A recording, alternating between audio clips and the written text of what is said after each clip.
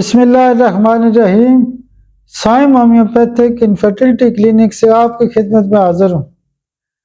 आज का जो हमारा टॉपिक है वो भी एक नसोड़ के हवाले से है और आज का जो नसोड़ है वो पेनक्रियाटिनम है।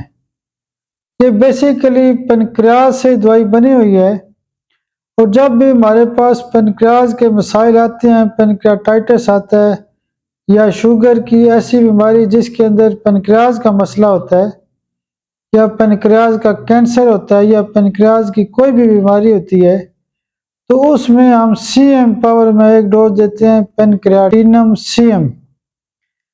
तो पेनक्रियाज के जो मसले हैं बड़े बड़े वो इस एक डोज से बहुत अच्छे तरीके से ठीक होना शुरू हो जाते हैं। आप मेरे लिए दुआ भी किया करें। बहुत शुक्रिया, बहुत शुक्रिया, बहुत शुक्रिया।